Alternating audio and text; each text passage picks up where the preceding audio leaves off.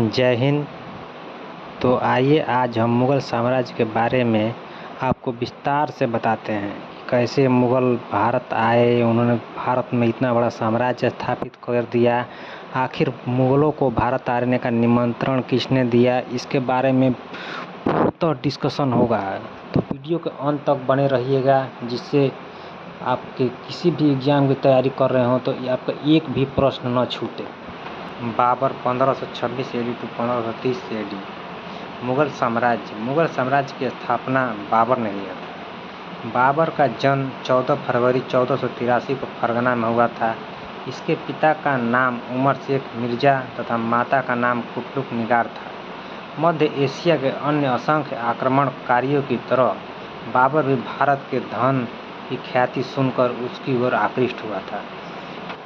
बाबर की भारत विजय की आकांक्षा का एक और भी कारण यह था कि उसे काबुल से बहुत कम आय होती थी। बाबर को भारत आने का निमंत्रण दौलत खां के पुत्र दिलावर खां के नेतृत्व में एक दूतमंडल बाबर के पास पहुंचा था। उन्होंने बाबर को भारत आने के लिए निमंत्रण दिया था। अफगान सरदार दौलत खान लोधी उस समय पंजाब का लगभग स्वतंत्र शासक था।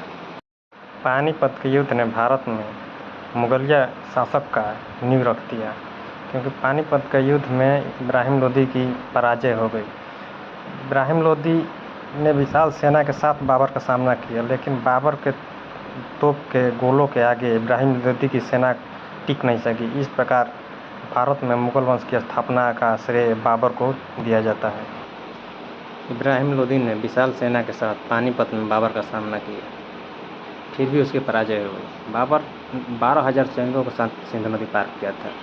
इस युद्ध में बाबर को विजय प्राप्त हुई तथा इब्राहिम लोदी की मृत्यु हो गई। पानीपत का युद्ध को भारत का एक निर्णायक युद्ध के रूप में जाना जाता है।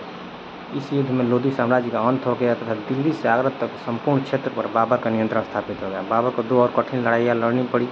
पहली मेवाड़ के राणा सांगा के विरुद्ध और दूसरा पूर्वी अफगानों के विरुद्ध।